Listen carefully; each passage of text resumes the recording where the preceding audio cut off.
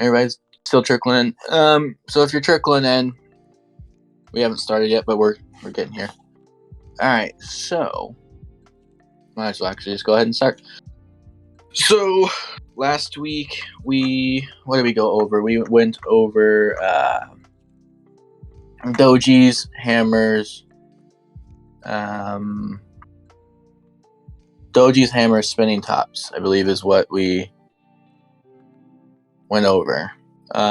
So I'm going to do one more single candlestick pattern, and then from there we're going to go ahead and move into multiple candlestick patterns.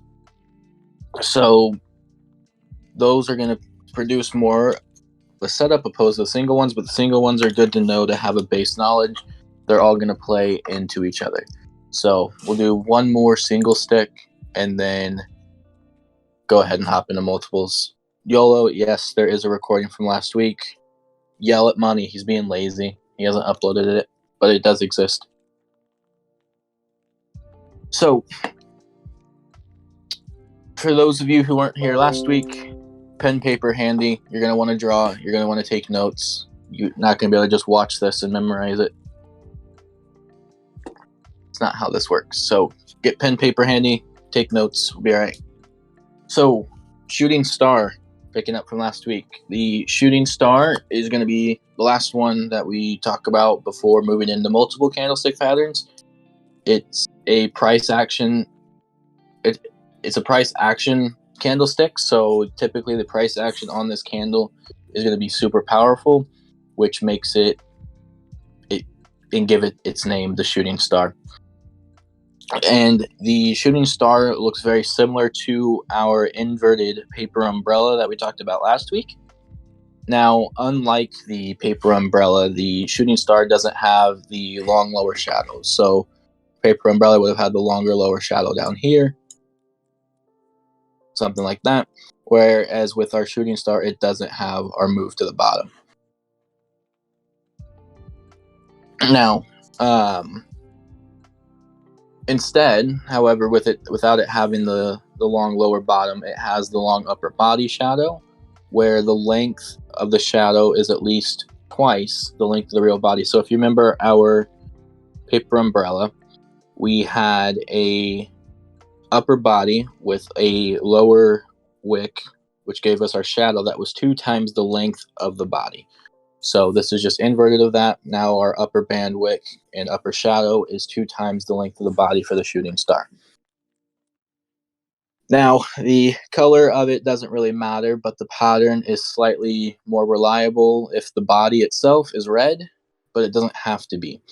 The longer the upper wick, however, the more bearish the pattern is. So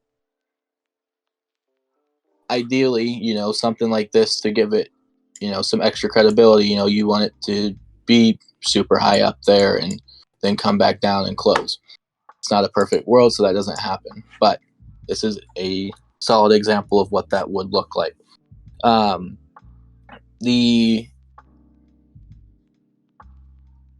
do I want to explain this? So the textbook definition, if we want to go by that, is the shooting star shouldn't have a lower shadow. So even though this has a little wick down here, technically it shouldn't have it. But if it has a small lower shadow, like we see right here with a little wick down below, it's going to be considered to be all right. And the shooting star pattern, of course, if you can't tell by the chart here, it's a bearish pattern, and the prior trend leading up to it does need to be bullish. So the thought process that we're going to run into whenever we see this type of candlestick pattern is the stock is in an uptrend, implying that the bulls are in control. When bulls are in control, the stock or the market tends to make a new high and higher low. On the day the shooting star pattern forms, or on the minute, whichever time frame you're on, the market, as expected, trades higher, and in the process makes a new high. However, at the high point of the day, there's a selling pressure, to the extent where the stock price pulls back close near to the low point of the day, which is going to form that. So I'm using examples of daily candles here, but throughout the day, you would have seen this candle come up, push. We'll learn more about this in a future class, but this is what we call resistance here. It would have pushed up, broke resistance, came up, and created all new highs throughout here, but then massive selling off would have happened probably, if I had to guess, around 12:30, 1 o'clock, and then it would have pulled back and closed here. So that's what you want to look for. You want to look for it to break above a previous candle high, make that new high, come in, set it, and then pull back, close, forming this pattern. Now, the selling that happens in that midday there indicates that bears have made an entry and they were actually successful in pushing the prices down. And that's what gives us our wick there.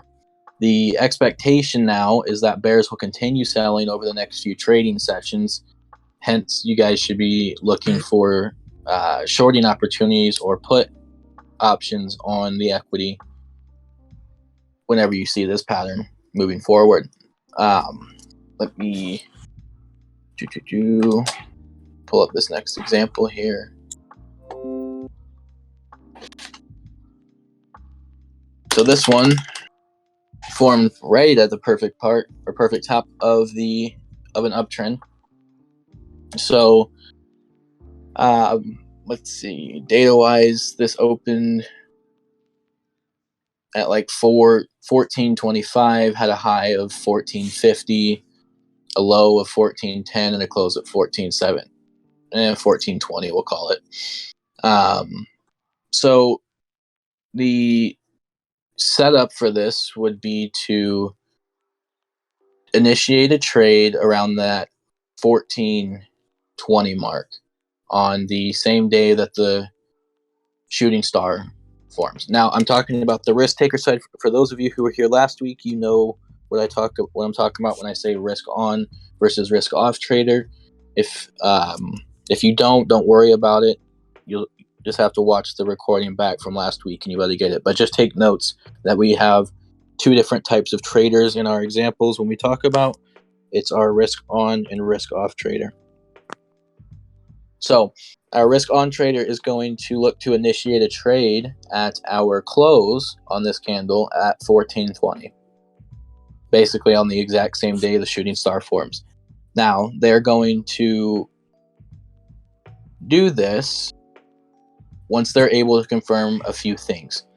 If the current market price is more or less equal to the low price, which in this case it is, the risk adverse trader, so our risk off trader, is going to initiate our trade on the next day after the second day red candle is formed. So we have risk on trader here, risk off trader here is when they're taking positions. Now, once the trade has been initiated, you're going to want to put your stop loss up at the top there. That was a horrible line. Good enough. You're going to want to put your stop loss up at the top there. So anytime you're trading this pattern, that is always where your stop loss goes. If it breaks it, it breaks it, and you're stopped out. That's all right. Not a big deal. It's going to happen. So get used to it. Now, like we've discussed before, once a trade has been set up, we got to wait until either the stop loss or the target is triggered and is hit. It's not really advisable to do anything else except for maybe trailing your stop loss, but that's more of an advanced kind of setup for things. For the very, very basics, just set your stop loss up at the top there, wherever it is, and then target should be somewhat similar distance or a little bit further. It's all from a risk reward basis. You guys need to see some more examples of this, or does that make sense? And we can move on.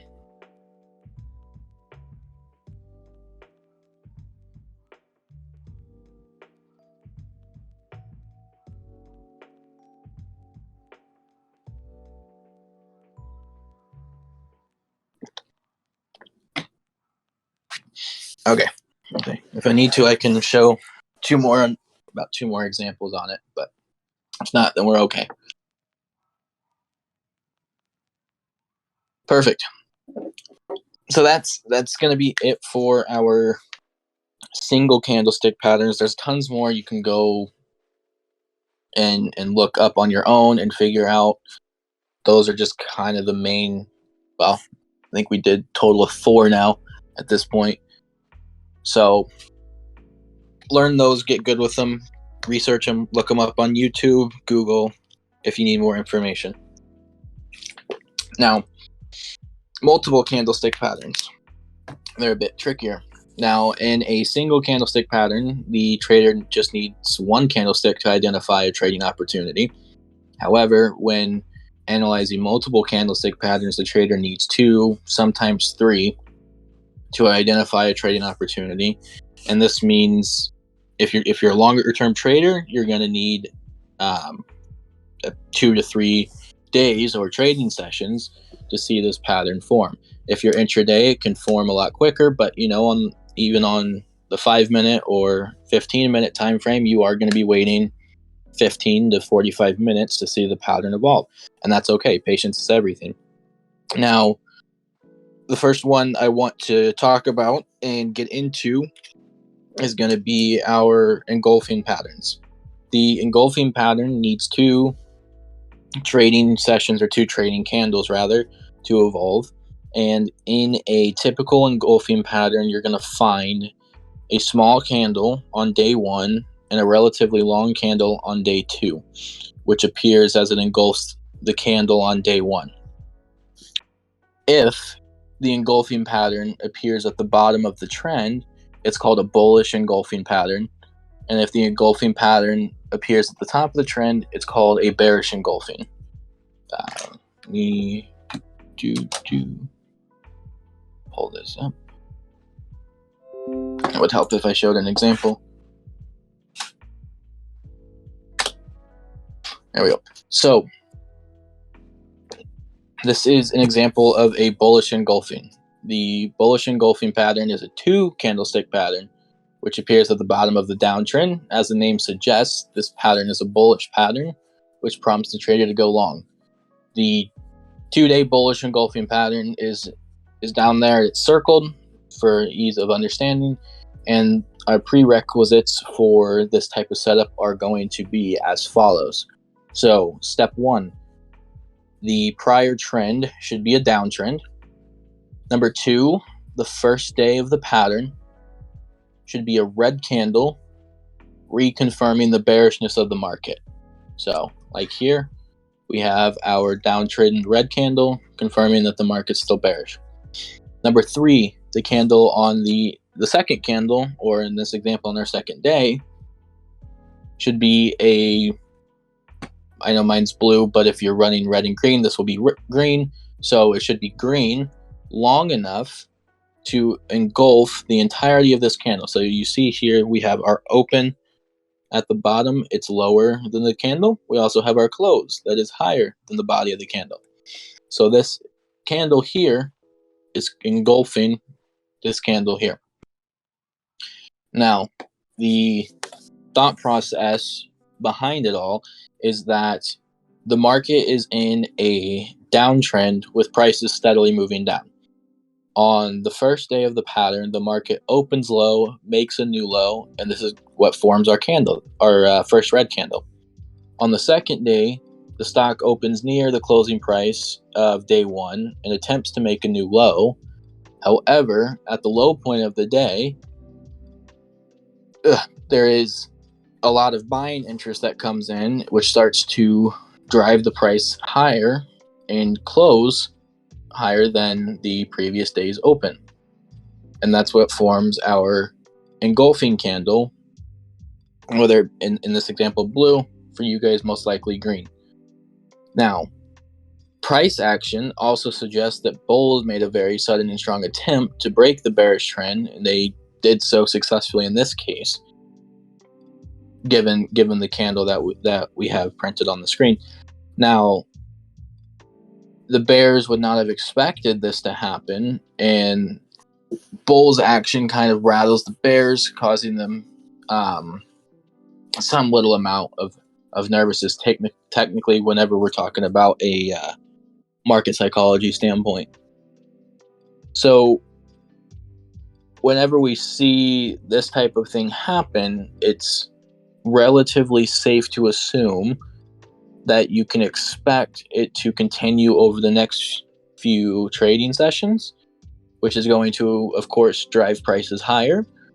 And you're going to want to look for long buying opportunities such as this. So, when this happens, I'd say 75-80% of the time, this is the follow through for it. You have your engulfing here, and then it will continue on. Now, that keep in mind that is also under standard and normal market times. These are none of that. Excuse me. So, does that make sense for a trade setup, or do you guys want me to run through the technical definition of the trade setup for it?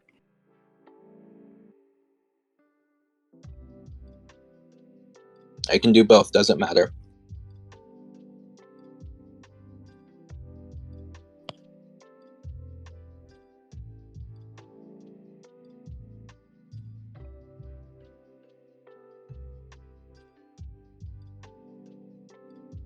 Oh wait, there's an actual classroom chat. I didn't even realize that. There's a chat box for classroom text. That's awesome. I didn't even realize you guys were talking there. My apologies.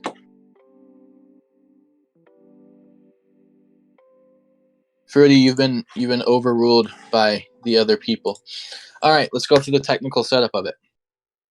So, step 1 for setting up this pattern. 1, the bullish engulfing pattern evolves over 2 candles, whether that be 2 daily candles, 2 hour candles, 15-minute, 5-minute, doesn't matter. 2 candles have to form.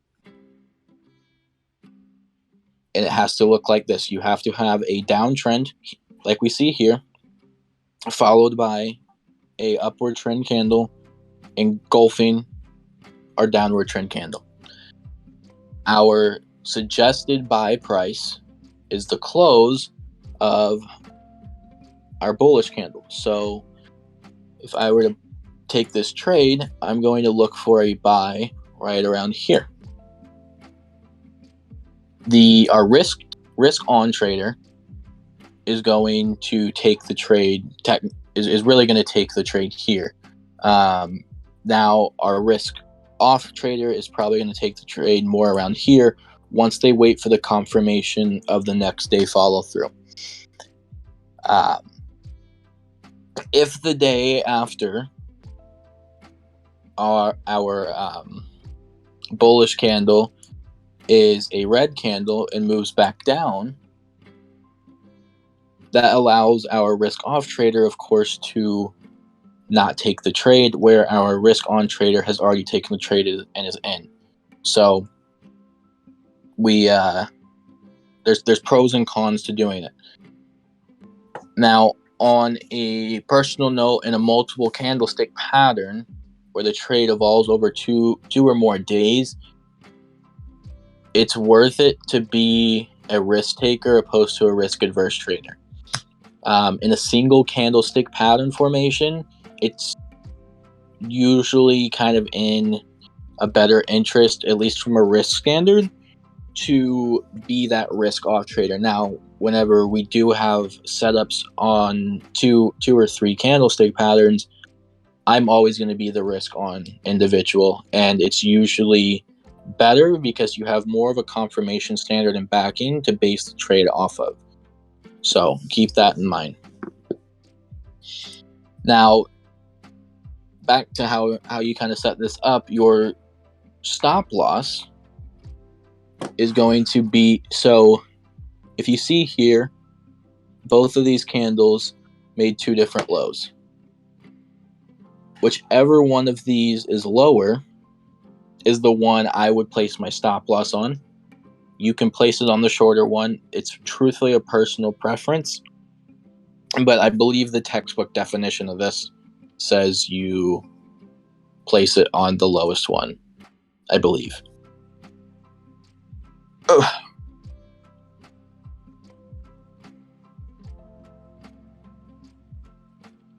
We good? Good on that?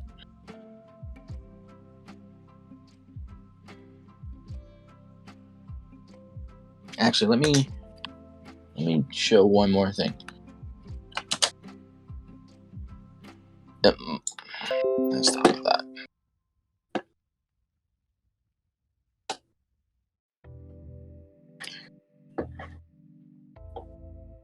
You are going to have confusion in the beginning about whether the candle should engulf just the body or the whole candle. So, for those of you who missed last week, we have our body here. This is our open close. Then we have our wicks and shadows. Wicks and shadows plus body makes our full candle. Our real body is what is just from the open and close here. So, whether or not it has to engulf just the real body or the whole candle, I'll talk, including the upper and lower shadows. We'll talk about that just briefly here. In my personal experience, as long as the real body is engulfed, I would be happy to classify the candle as a bullish engulfing pattern. Of course, people can object to this on whether it's true or not. It doesn't matter. You can bicker about it all day. My experience is that whenever the body itself is engulfed, you're usually fine. Of course, not everything goes in your favor, but it's fine. I haven't seen an example or tested it enough to define whether or not, if it engulfs the entire candle, what is the probability of it going up? I don't have the time to do that. It's not worth it at this point, in my career at least. If you want to go figure that out on your own, awesome. Take notes and send them to me. I'd love to read your report on that. But in either case, I'm never going to bother with it picking up the whole candle. So I would be happy to classify that. So we can move on to bearish engulfing. Bearish engulfing, surprise, surprise, is the exact opposite of what we just talked about. Quite literally. So if you understood the bullish engulfing, you will understand the bearish engulfing. Now, again, just like our bullish engulfing, the bearish engulfing is a 2 candlestick pattern in which appears at the top end of a trend. The top end of a bullish trend, an upward trend, thus making it a bearish pattern. And the thought process on this is going to remain nearly exactly the same as our bullish one. The only difference in this thought process that you have to take into consideration is you are no longer now going long. You're looking to go short or buy puts. So in the other example, you're looking to get long the stock and buy calls. This example, you are going to be buying puts and shorting. Sorry, someone got banned live from chat. That was fun. So, bearish engulfing pattern here, just like with our bullish engulfing pattern. Last time was a downtrend with a red candle followed by a blue in this example. This time we are now in an uptrend with a red candle encompassing the entire body of a blue candle or green candle. Let me look here.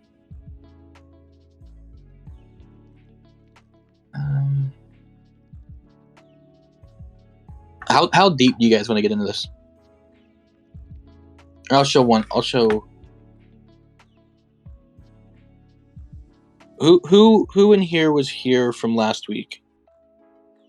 Is a better question. Who was here from last week? Anyone?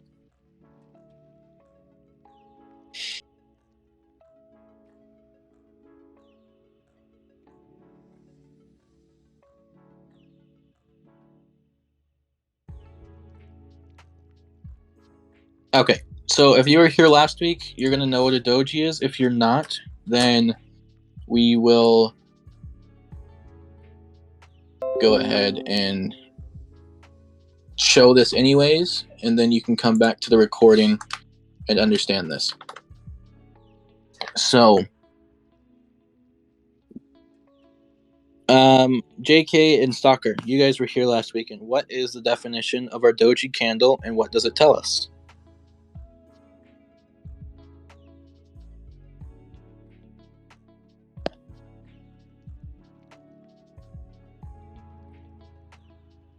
Undecision and awesome, guys. Glad we're awake today.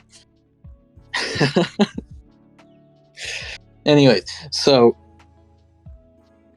now we have our uptrend, we have our bearish engulfing here, but following our bearish engulfing, which gives us our bearish thesis, we have a doji form. So where do we have? So we have a bearish pattern, which is then the next day followed by an indecisive candle. This is where it gets a little fun. Of course, without having the future knowledge. So let's look at this from an event base. A prolonged uptrend is formed in the chart. Bulls are in absolute control. On day one, you have your blue candle that's formed, reconfirming the bulls' dominance in the market. On day two, markets open higher and make a new high, comforting the bulls. However, of course, sell builds up to the extent that the price closes below day one's opening prices. Sets panic into the bulls. They're not quite shaken yet. Now, on day three, it's opening weak, but it's not really opening any lower compared to day two's close, which isn't really comforting for the bulls as they expect the markets to be stronger. Now, during the market day of day three, the market attempts to move higher, which gives us our doji upper shadow. It's not sustained, and even the low is not sustained, and eventually the day closes flat, forming a doji. Now, like you guys just said in chat, doji indicate indecisiveness and indecision in the market. So on day two, bulls panicked, and on day three, bulls were uncertain. Panic without uncertainty is the perfect recipe for catastrophe, which explains the following day that happened. This is going to happen a lot. You've seen it a lot. From my own personal experience, I can tell you with confidence that whenever a doji follows a recognizable candlestick pattern, such as our bullish and bearish engulfing that we've just gone over here, the opportunity created becomes a lot bigger. It's going to be a lot bigger of a move. It's going to be a lot more violent of a move. Besides illustrating the point, we can look here at chart analysis to a little bit of an extent of the methodology. Now, in this chart here, we didn't just look at what was happening on P1 or P2, aka day one, day two, but we went beyond that and actually combined two different patterns to develop a comprehensive view on the market. So you guys starting to kind of see how this all plays together and why that underlying, principle and foundation of the markets is kind of needed. There's no one right way to learn and start. You just kind of have to learn a lot. So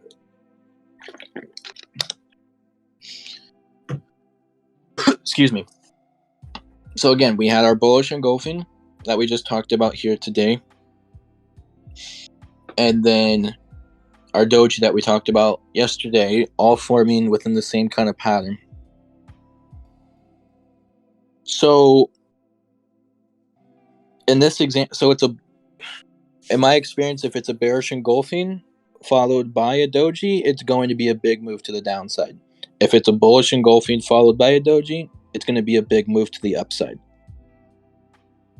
So whichever way, it's not always bearish, it's whichever way the formation is setting up. So if it's setting up as bullish and pops a doji, it will be bullish to the upside.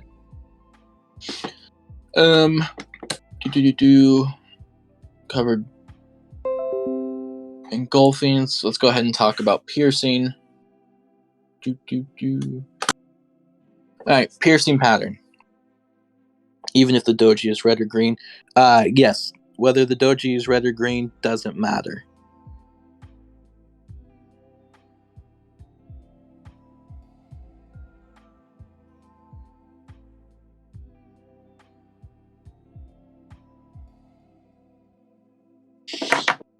Fruity, hold that question until we have our breakout room. Sound good? I'll get back to that. It's a good question. It's based on the second candle, the engulfing one. Yes. So, engulfing pattern followed then by doji. Whether the doji is red or green doesn't matter. Recording from last week is going to be uploaded, and we talked about dojis last week, so that'll be better explained for you and give you a rundown of what dojis are and how they work. But to summarize what they are, all they do is portray indecisiveness in either way. That's a long story short of them. Now, piercing pattern. They're very similar to our bullish engulfing pattern, with very minor variation. In a bullish engulfing pattern, day 2's blue candle engulfs day 1's red candle completely. However, in a piercing pattern, day 2's candle is only going to partially engulf day 1's candle. Now, the engulfing of it should be above 50% and less than 100%. You can validate it visually, or you could even really calculate it if you wanted to. It's just open minus close, and you can get the range.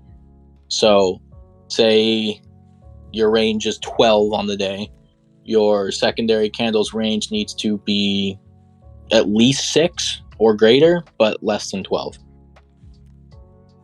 And so, anyways, now as long as that condition is satisfied, everything else is very similar to the engulfing, including the trade setup. So, looking here, we see our piercing pattern form. I'm trying to think of how to explain this properly. We have our piercing pattern. So, we have our red candle here, followed by a blue or green candle that is 50% engulfing or more, but not completely engulfing, otherwise it would just make it an engulfing pattern. Now, the risk taker is going to initiate the trade on day 2 around close. Risk off trader is going to take the trade the day after, only ensuring that another blue or green candle forms. And then the stop loss is going to be down here at the low of our pattern. I'll show you what it looks like to not look for. Sometimes it is best just to do the math if it's tight. I don't use this pattern very often. I have used it a few times, but it's not usually in my wheelhouse. So here, I know it's hard to see, but if you run the math on it, if you can visualize it, great. If you can't, you would have to run the math on it. But this doesn't quite engulf 50%. It's more around like 45% of the previous candle on day 1. So you don't consider that to be a piercing pattern, and you wouldn't ever take that trade. Let's go. Does that make sense? 50% or more, but it can't be 100. Good on that? Other than that, everything else is the same as our bullish engulfing. Nothing else changes.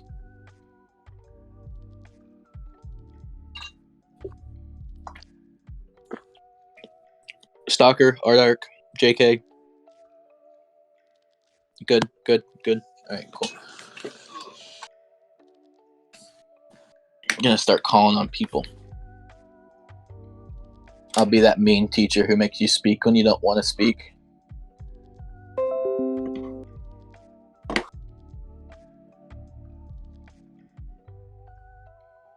All right, dark cloud covers.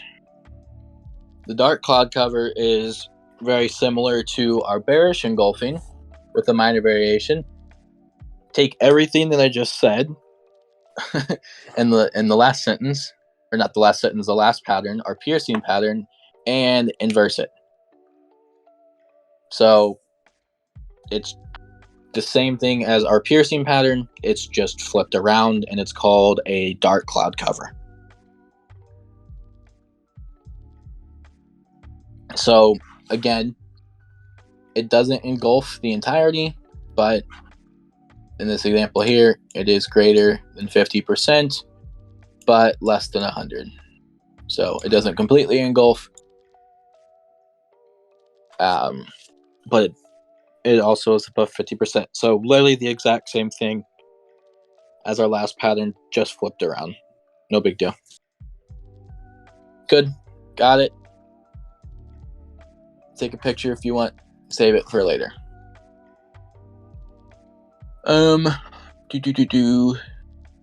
Let's flip over to Haramis.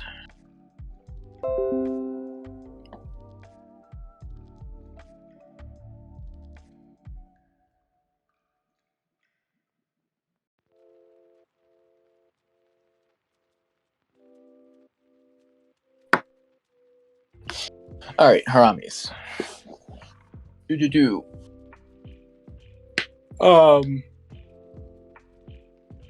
Why it's called a Harami? No idea.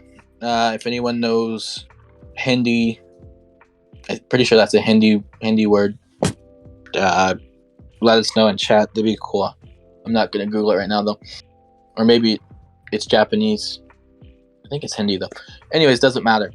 The Harami is a 2-candle pattern. The first candle is usually long, and the second candle has a really small body. The second candle is generally opposite in color to the first candle. On the appearance of the Harami pattern, a trend reversal is possible, and there are 2 types of Harami patterns. There's bullish and bearish Harami. And so, again, setup, it doesn't matter which way you want to look at the colors of this, whether it be bullish or bearish. For this pattern to form, you need 2 candles. You need one to be long, and the next one to follow be a bit shorter. Let's go ahead and start with bullish, since I got the example pulled up here. Bullish Harami is a bullish pattern appearing at the bottom end of a chart. The bullish Harami pattern evolves over 2 candles, whether those be daily, 15, 5, whatever, it doesn't matter. Here is our bullish Harami here, and the thought process behind this candle pattern is that the market is in a downtrend, pushing the prices lower, therefore giving bears absolute control over the markets. On day 1 of the pattern, a red candle with a new low is formed, reinforcing the bear's position in the market. On day 2 of the pattern, the market opens at a price higher than the previous day's close. So here we had closed down here. The next day candle opened up here. On seeing a high opening price, the bears panic to an extent, as they would have expected a lower opening price, not a higher one.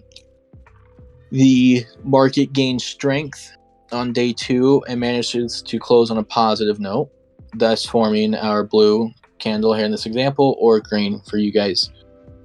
Now, the closing price is just below the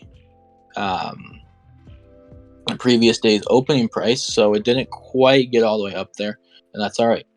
The price action on P2, or day 2, creates a small blue candle which appears to be contained within the day 1 um, long red candle. Some people call this like pregnant because it's kind of like a body with a little baby inside of it. However you want to look at that. The small blue candle on a standalone basis looks harmless and not really anything that may be there.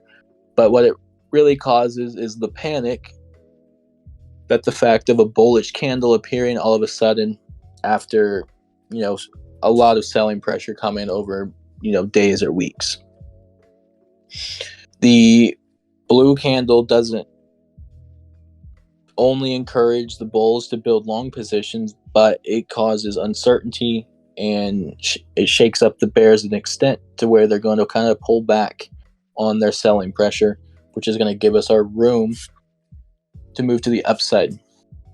The expectation is that the panic amongst the bears is going to spread in an accelerated manner, giving a greater push to the bulls. So shorts are going to cover, the bears are going to want to get long again. It's going to create a buying frenzy, and then it's going to push it higher. Now, the idea is to go long on this formation. Your risk on trader is going to take the long trade around the close.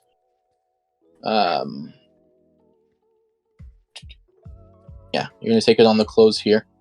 And then your risk off trader is going to take it somewhere around here, a little bit higher. You can play whichever one you want. Your stop loss is going to be down here at the lowest part of the candlestick pattern, though. In either case, that doesn't change. Still good on chat. All right. Let's go. Are we good on that? On how that setup works? So, downtrend candle, open higher, close lower. Go ahead and take the trade. Breaks out, goes. Bada bing, bada boom.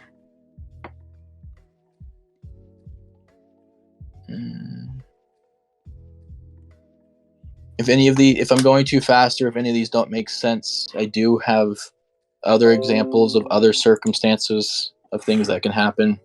Just ask and I'll go over them. It doesn't bother me. But with that being said, bearish harami. Bearish harami is the exact opposite of what we just talked about with bullish harami. It forms after an uptrend. So with our other one, we were coming from a downtrend. This one, we are coming from an uptrend. Same principles apply. You have here we have a bullish body. Then we have a bearish body opening lower than the high, opening lower than the close, but the close staying higher than the lows, or lows are open of the previous day. So the exact same thing we just talked about, except it's the complete opposite.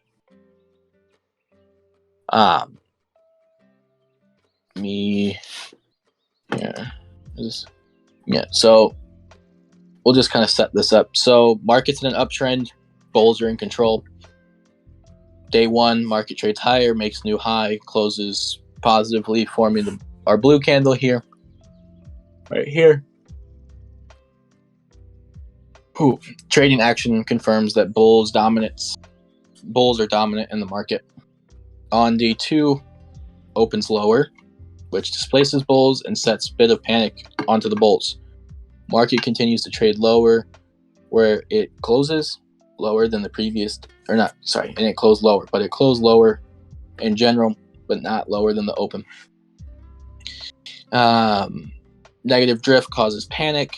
Bulls are wanting to sell, get out, and wind their position. Expectation is that this is a negative drift, and it's likely to continue, and therefore you're going to want to look to set up a short trade, buy puts, whatever that may be. You're going to have a lot of selling happen during this period.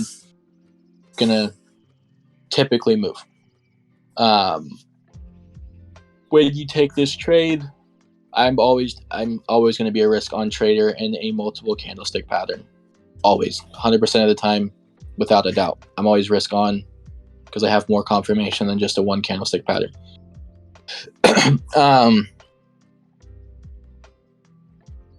Key takeaways from this little section that we just went over. Harami pattern evolves over 2 trading sessions, day 1, day 2.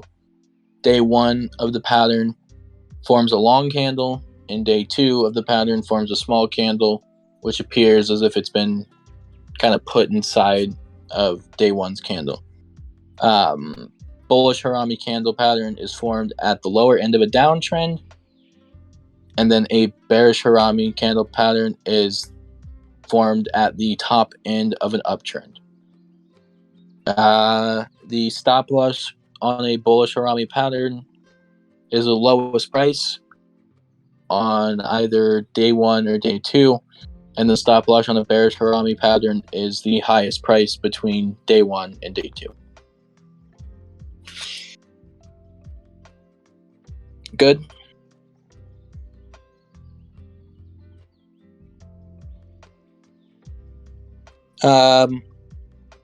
Yeah, James. Last week's was recorded. This week's is recorded as well so far. One more time? All right.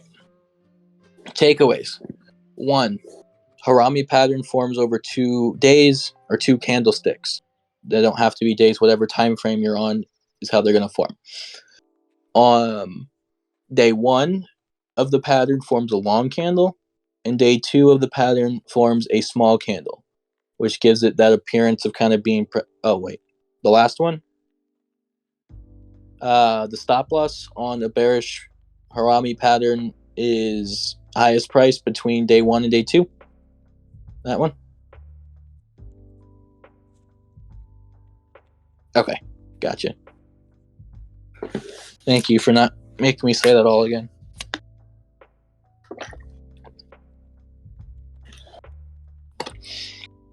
Ugh. So, with that being said, what I'd like to do is... what is the lowest time frame for this pattern to be valid? I'd say, 5 minutes, all right. That's kind of pushing it a little bit, but it still does work. Usually, if I'm going to be trading this pattern, I'm usually going to be looking for more of a swing play. So I'll look at it more for the 4-hour daily. And then, but if you are wanting to day trade on it, by all means, 5 minute. I would really try to stick with the 15-minute, but the 5 minute does work. It's just not when, you're going to find a lot more confirmation using this pattern and find it work a lot more of the time when utilizing it on the 4-hour and daily opposed to on that 5 minute chart.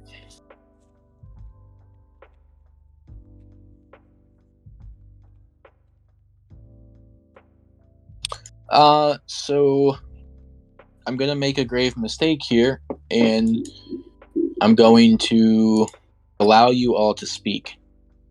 Now, don't make me regret it. You all now have the power to speak and unmute yourselves. Ask questions. We can talk about it. Do whatever. If you guys want. Last week we did breakout rooms. This week we're just going to kind of hang out here in the chat and chat about whatever. So unmute and start talking. Let's go. Find a peer, ask questions, do whatever.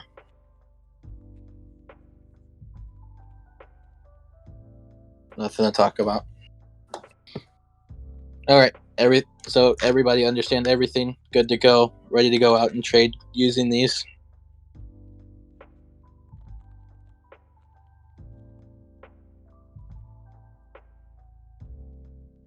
Fruit, how do you not have a mic on your desk?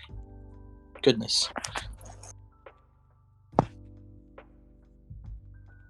You gotta get a mic, buddy. It's all right.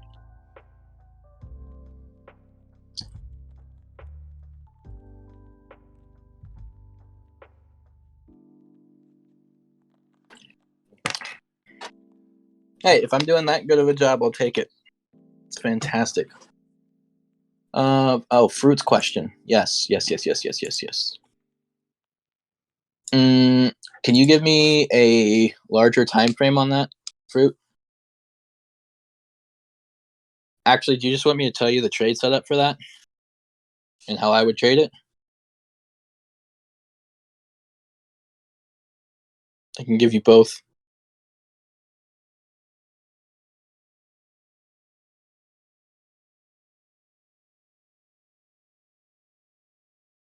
1, 2, or both. All right. While you're looking, for anyone who wants to know what I'm referencing, if you go into the classroom chat, Fruity posted a candlestick pattern in there. He wants to know how I would trade that. So I'm going to assume that the overall trend was bullish on that. Can't tell, but I'm going to go ahead and assume that it is. And then you have a weird doji that formed. That's a big doji. All right, so just based on cool. And then did you just show me the? Is that the over? Okay, that's the overnight session. Okay, so boom, bullish, bearish, do. Bullish again into okay, so bullish in the close. You have a. Is this for Friday? Like, was this for yesterday's close in after hours?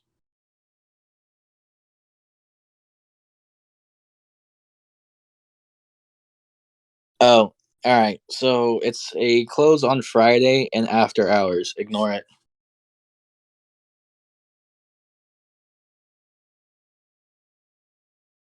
I wouldn't even worry about that if it's a close in after hours.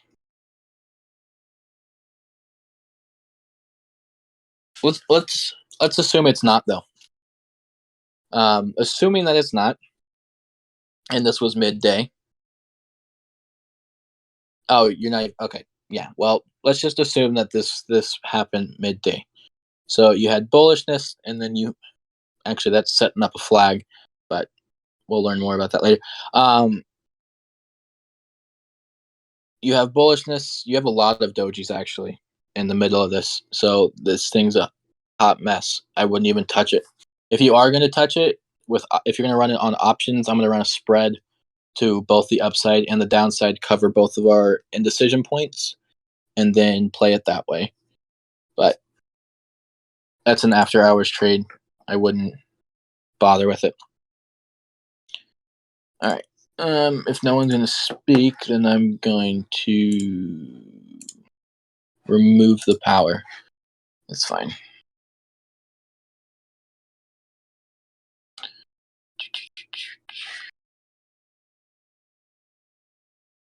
Um,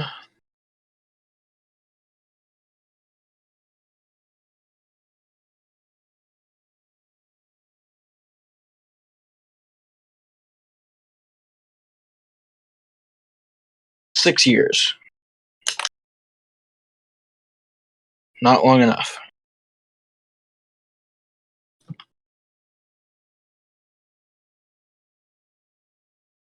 Yeah, I do this professionally. I work at a private wealth management firm, and then I'm a co-GP of a hedge fund.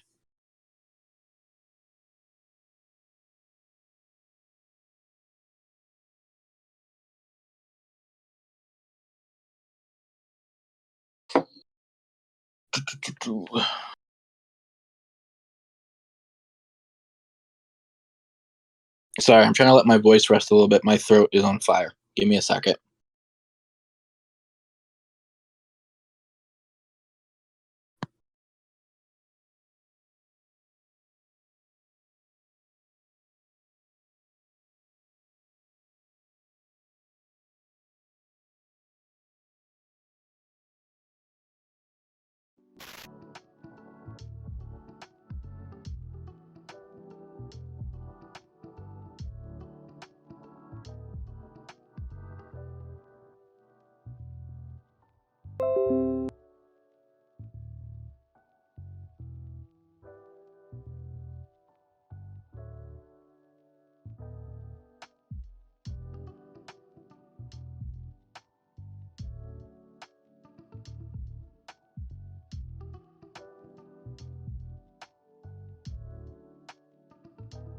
All right, let's continue.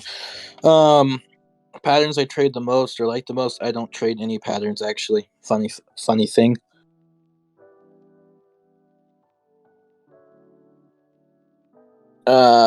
Charles Schwab to trade. Yeah, I wouldn't use Charles Schwab. If you're gonna chart, I would use TradingView. Or if you want to switch brokers entirely, I would go over to Thinkorswim if you want to switch brokers in its entirety. But if you want to stick with Charles Schwab for execution, that's fine. Are you using their like Smart Edge or Street Edge platform, or are you just what are you using with them? I think it's called Smart Street or Smart Edge, something like that. So, like TD Ameritrade, which is what I use primarily, has a desktop application platform called Thinkorswim. Charles Schwab has their own version of that, and it's called like Smart Edge or Street Edge, something like that.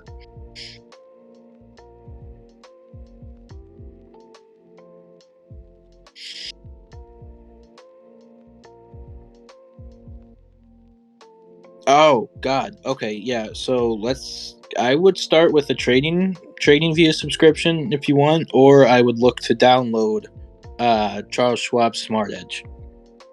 If you like Schwab, that's fine. Stick with them. If you don't like Schwab though, and you're comfortable moving, you can hop over to Thinkorswim. What do you mean send me my setup? Like send you the layout that I have, like all my settings and everything?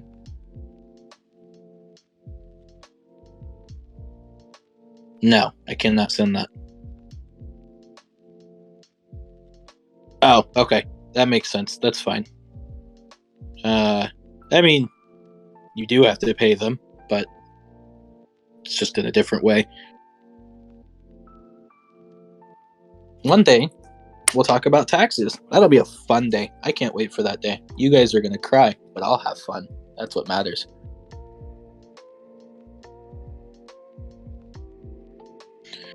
We'll eventually get into the taxation of shit. It's a great time. You'll love it.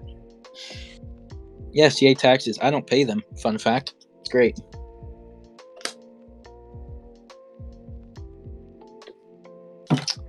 Anyways. No, it's not tax fraud. It's all legal. You just have to understand the tax code. There's 77,000 tax codes out there. Only 30 of them tell you how to pay it. The rest of them tell you how to not.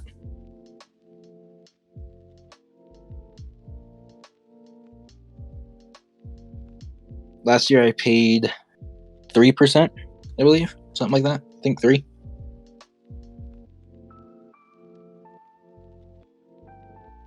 Ugh. Anyways.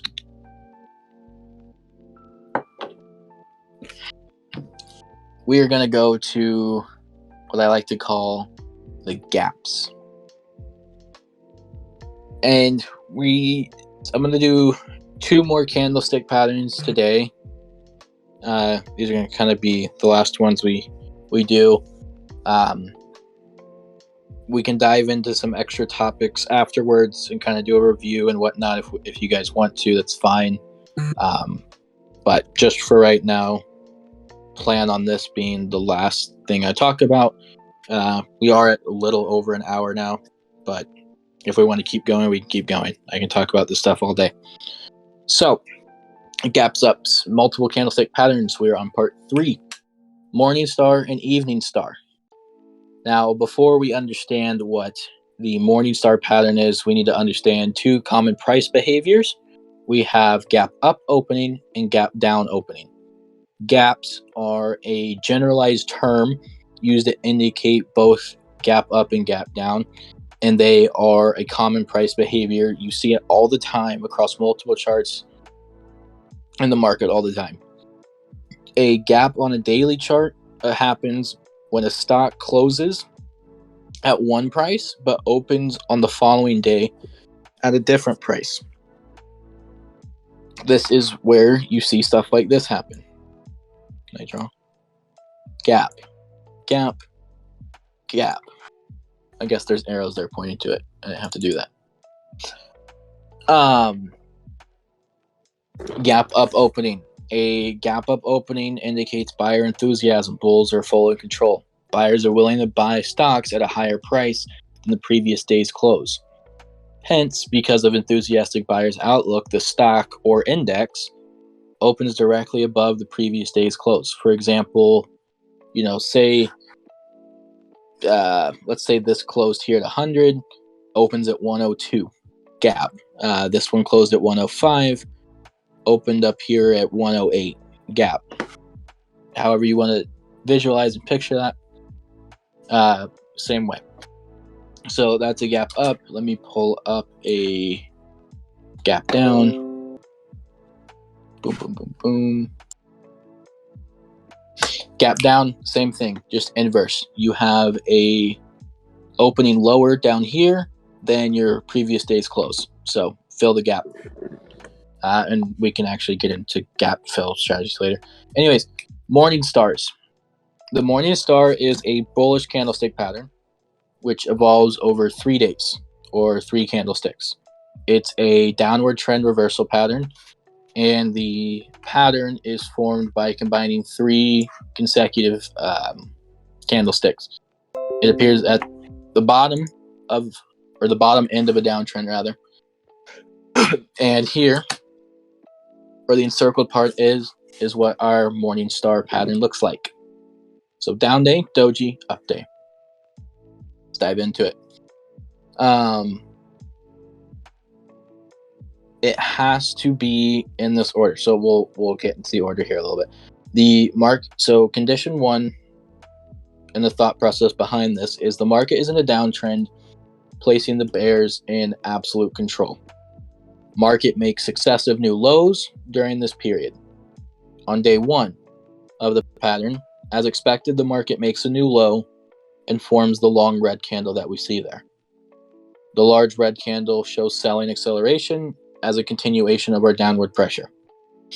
On day 2, the bears show dominance with our gap down opening, in which reaffirms the position of the bears. There is a gap here. It's hard to see, but there is a technical gap there. After the gap down opening, nothing happens during this day, resulting in either a doji or a spinning top. Go rewatch last week's video to understand more about those. Just a keynote on that, the presence of a doji and or spinning top is going to represent indecision within our marketplace. The occurrence of the doji and spinning sets and a bit kind of forms restlessness within the bears from a market psychology standpoint, as they would have otherwise expected another down day, especially in the backdrop of a promising gap down opening. So how the market psychology works behind this. We had a continuation of our trend here, and then we had a gap down here on this day. Bulls would have expected bears in this example would have expected a greater and larger continuation of the sell-off due to that gap down. They didn't get that, so now the psychology of things shift, and they have to start wondering why the markets are not continuing to sell off and create more downward pressure. So that's a little bit of psychology behind it. Now, on the 3rd day, the market or stock gaps up. So we have our gap down, indecisiveness, doji spinning top, gap up. With it being a gap up, we expect it to close green or blue, whichever way. Now, if we were to take away, actually, let's have a pop quiz. If we were to take away the doji or spinning top, what candlestick pattern would have kind of formed? It's a pattern we talked about today.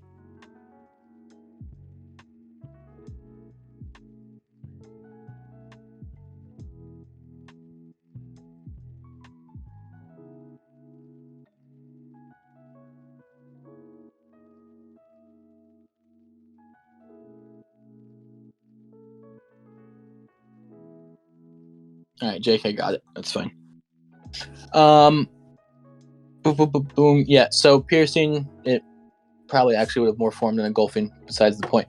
Anyways, so on day 3, with our gap up, is where all of our action is going to unfold. On the gap up opening itself, the bears are going to be quite jittery. Encouraged by the gap up, buying persists throughout the day, so much so that it manages to recover all of the losses of our day 1. The expectation now is that bullishness on day 3 is likely to continue over the next few trading sessions, and that's when you're going to want to start looking to take your buying opportunities in the market. Now, unlike single or 2 candlestick patterns, both the risk taker and the risk adverse trader can initiate a trade on day 3 itself. You now have 3 candlesticks in the mix, so risk on versus risk off traders are going to be pretty equal and similar as far as a confirmation standpoint goes. If you're going to take this trade, you are going to look to take a trade right around close of day 3. Of course, given that day 1 and day 2 set it up for it to be a Morningstar pattern. Again, in order for day 3 to become a Morningstar, satisfy the conditions of day 1 needing to be a red candle with a gap down opening. Day 1 should be a red candle. Day 2 needs to gap down open and become either a doji or spinning top. Day 3 should be a gap up, and then the current market price whenever you take the trade needs to be higher than the open of day 1. And then, like all of our other trades, our stop loss is going to be the lowest point of the pattern, so the bottom of the doji. So that's our morning star.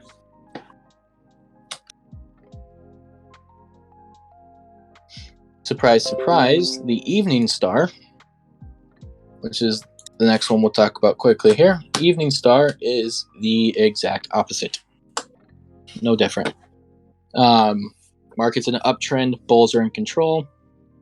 During the uptrend, market makes new highs. First day, market opens high, makes a new high, closes near the high point of the day. Our long blue candles formed. Day 2 opens with a gap, confirming bull stance in the market. However, after the open, the market doesn't move and closes again, forming our doji or spinning top, sending bulls into panic this time.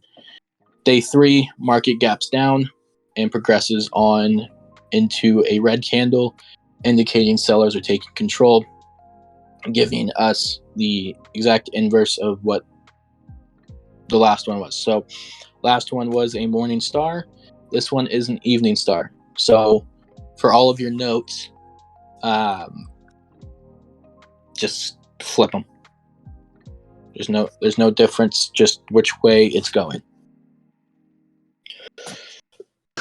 Make sense? Good?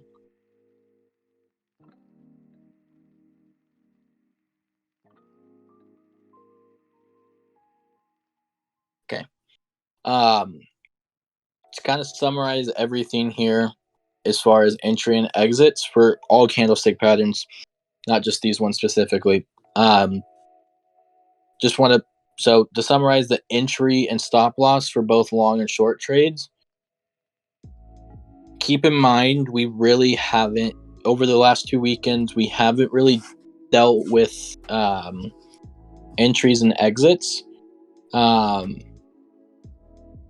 gonna look to do that next weekend, getting into that kind of stuff. Now, the risk taker is going to trade on the last day of the pattern formation, around close, if you're doing it on a daily pattern. The trader should validate the pattern rules, and if the rules are validated, then opportunity qualifies as a trade. Risk adverse or risk off, the trader is going to initiate the trade after confirmation on the following day has been identified. As a rule of thumb, higher the number of days involved in a pattern, the better it is to initiate the trade on the same day.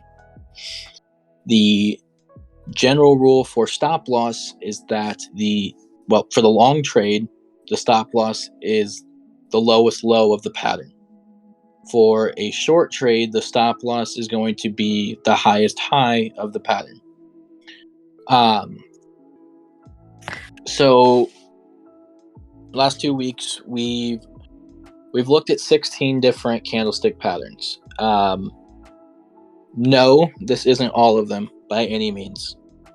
There's many candlestick patterns that I could go into and go on explaining, but that's going to defeat the ultimate goal of what we're trying to do here.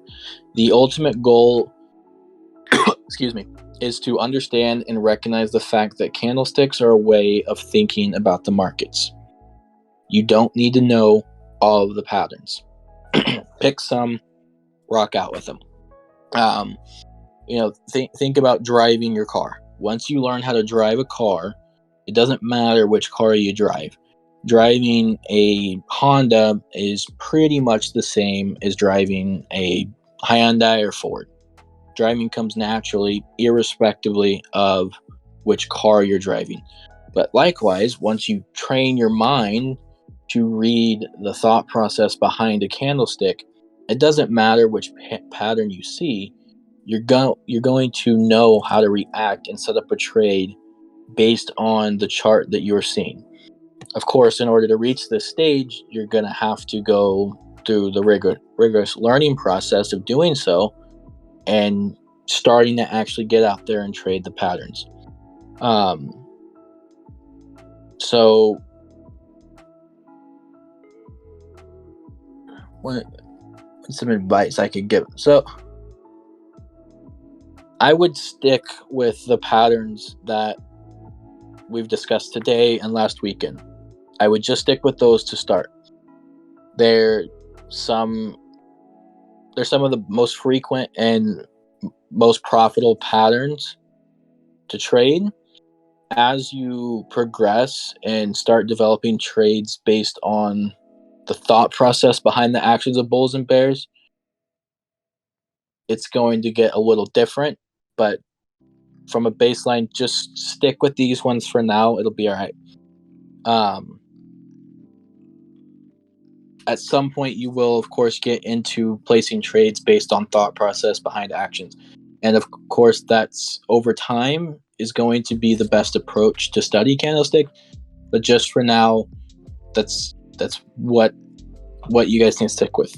There's 16 over the last two weekends. So study them, learn them, hop in the simulator, and start looking for them. Hunt. Take notes.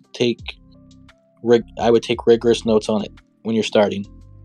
Take screenshots. Go back and review. Do all that. It's going to help you.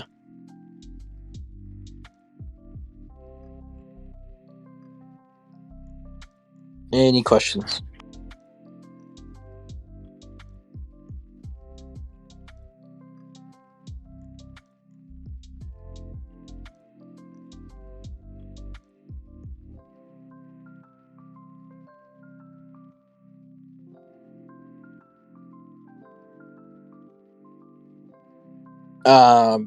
Simulator, yeah. So simulator is just paper trading. Hey, Money, are you here? Or are you sleeping still? I know you're here, but I don't know if you're awake or not. Yeah, I'm here. Is the paper trade video uploaded? Yes. Okay. Which section is that posted in? It's posted in Complete Beginners. People can access it there. It's also posted on our YouTube channel. There let me I just Complete Beginners in the chat there for him. Yeah, and I'm also gonna unprivate the Apex videos tab because that's all public. Be a good idea. Yeah, hold on. Freddie, did I ever go over inside bars? Did I go over those last weekend? I don't think I did. Your inside Should bar, be able to see it now. your inside bar could constitute as a engulfing pattern, though. Kind of one and the same. Trying to look now. Hey, thanks for making my classroom this morning. You're welcome. All right. Yeah. So, 16 candlestick patterns. Just learn them. Start with them. It's a good place to start. Next week, or next weekend rather.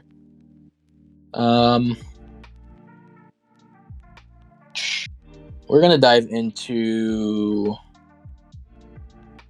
support and resistance. I think that's where we're gonna go with this.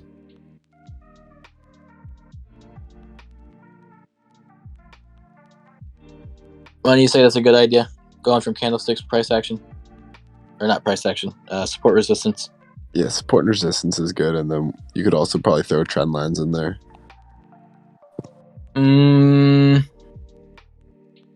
That's still support and resistance. Yeah, could do some trend line stuff. And then from support, because I can probably cover support and resistance next weekend alone. It shouldn't be too bad. And then from there, we could go into volume. Or should we just go with moving averages? I'd probably go moving averages first and then volume. Yeah, just throw them straight into VSA. That'd be fun. I don't know if you were here earlier, but told them that I was gonna start teaching them about taxes. Right now, like this early on. No. I thought about it. That'd be funny. Okay. Just melt some about taxes. Especially because we have international people in here, so now we have to start talking about like FATCA and Form 8923 and all that fun stuff. It's great. Yeah, all that fun stuff. Hate FATCA, but it's good. Yeah, same. Absolutely hate it. Do a volume profile demonstrate like right now? No, I'm not doing that. That'll be a fun class, though. In the future, I will, though. Yeah, that'll be a fun one. You can run that one. I could help out.